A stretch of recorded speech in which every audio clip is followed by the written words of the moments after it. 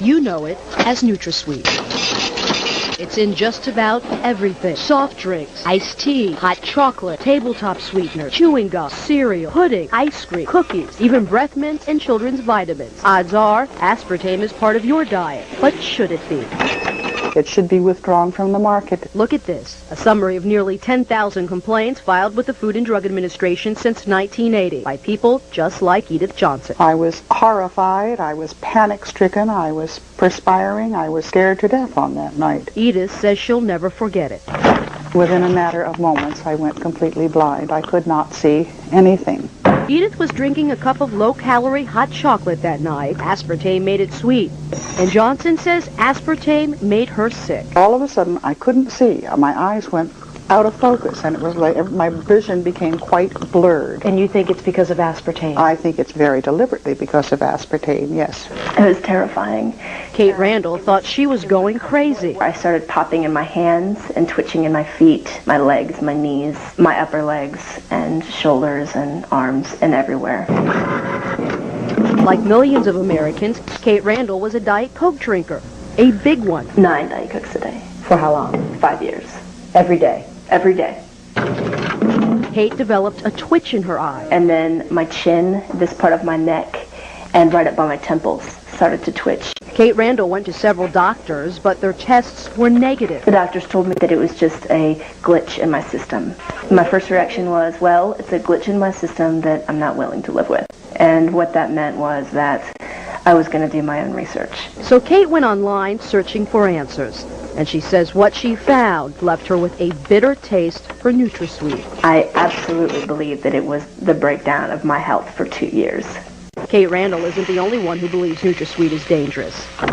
Dozens of web pages warn against the ill effects of aspartame. One of them is supported by this man, Dr. H.J. Roberts, a private physician and author of several articles and books on aspartame. Somebody has got to put this out and say, be careful. Roberts calls aspartame an ignored epidemic. The internist says he's treated patients who suffered severe side effects from America's favorite artificial sweetener. The bottom line is that I have over 1,300 in my own database that people have had terrible reactions to products containing aspartame. Dr. Olney, do you think that aspartame should be on the market today? No, Why not? because it hasn't been demonstrated to be safe. Dr. John Olney is a researcher at Washington University in St. Louis. I fed aspartame to infant mice and found that it produced the same kind of brain damage that monosodium glutamate causes. Dr. Olney started studying the effects of aspartame in 1970. He says he was alarmed when the rodents developed brain tumors. It indicates that if there's an adverse effect, a serious adverse effect in the animals, and if that adverse effect is absolutely proven in the animal research, then it should not be approved for human use. Dr. Olney took his findings to the Food and Drug Administration as zERO, the company that developed aspartame, pushed to get the new sweetener to market. The FDA looked at the research and in 1975 put aspartame's approval on hold. It set up an independent panel of doctors to study aspartame. In 1980, that public board of inquiry unanimously ruled aspartame should not go on the market.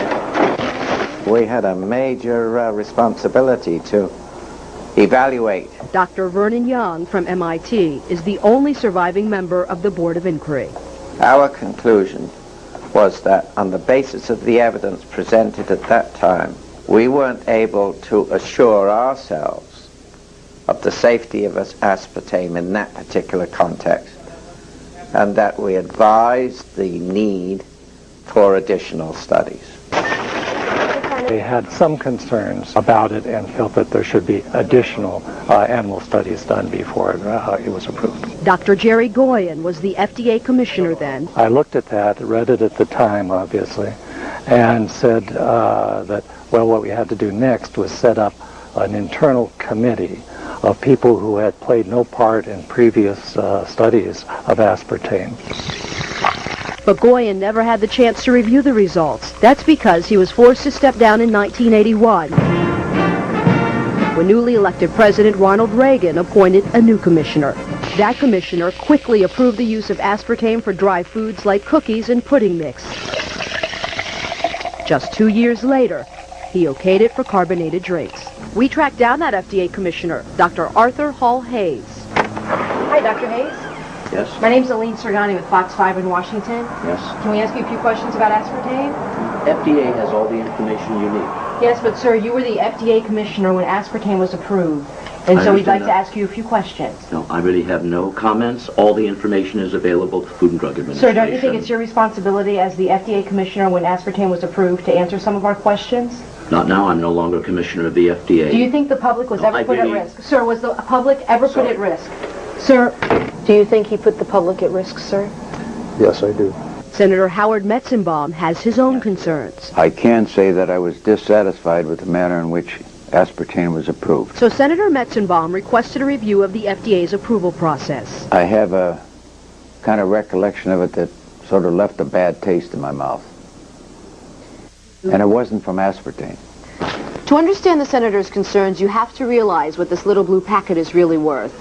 zERO sells millions of dollars of aspartame each year. It's used in nearly 6,000 products, including Diet Coke. zERO had a vested interest in keeping aspartame on the market, and the American public had a craving for a calorie-free sweetener. It was a big public issue. It was a matter of considerable publicity and public attention. Between my first and second seizures, I asked my neurologist about aspartame and a possible link to seizures. The Senate's public hearings took place in 1987, but nothing came of Metzenbaum's worries. The committee decided not to request more studies and left aspartame on the market. I think that there were a lot of politics involved in its being approved. A lot of people share the senator's viewpoint, so Fox 5 obtained these campaign contribution records. They show that zERO made contributions to several senators involved in keeping aspartame on the market. Senator Howell Heflin received at least $5,000. zERO also contributed at least $3,000 to Senator Orrin Hatch. Senator Robert Byrd got $1,000, and Representative Henry Waxman also received a $1,000 contribution. And that's not all. We also learned that several federal officials were investigated for possible ties to zERO. I think the chairman of the FDA wound up in having some sort of economic relationship beneficial to himself with zERO Manufacturing, who at that time owned the rights to aspartame. The issue is really not an issue of science, it's an issue of politics. The Monsanto webpage links sites belonging to the American Diabetes Association and the Multiple Sclerosis Foundation. Both organizations have published articles supporting NutraSweet. Monsanto does not mention its large contributions to both nonprofit groups. Not enough is known about NutraSweet. Edith Johnson just wants the FDA to order more studies. So do the hundreds of people who continue to file complaints. So many, the Department of Health and Human Services has identified 91 symptoms by complainants attributed to aspartame use. The #1 reported symptom is headaches. Some of the other most reported symptoms are dizziness, mood changes, nausea, and stomach pain. Absolutely, I think the FDA should revisit this issue. But for now, the FDA has no plans to revisit the issue. The agency wouldn't even designate someone to speak with us on camera. But FDA officials did recently speak with members of the Aspartame Consumer Safety Network. James Turner and Mary Stoddard say they've been trying for years to convince the FDA that aspartame should be taken off the market, but their most recent attempt failed. They barely acknowledge the possibility that some people may be harmed. Their basic position is that in everything they've looked at, all the data has come in and there's nothing, zero, that suggests to them that there's any problem. The Food and Drug Administration maintains aspartame is safe, but that's no comfort for Edith Johnson. You are talking with a very angry lady. I am furious today. They had no right to market it. My message to people is drink water. You don't need aspartame in your life. It's everywhere. Try walking down one aisle in the grocery store without finding aspartame in something. Is it safe? Should it have ever been approved? That all depends on who you ask. What would you like to tell people about aspartame?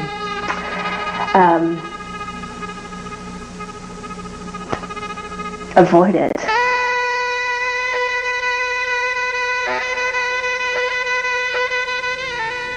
FDA representatives would not speak to us on camera, but they did send us this statement.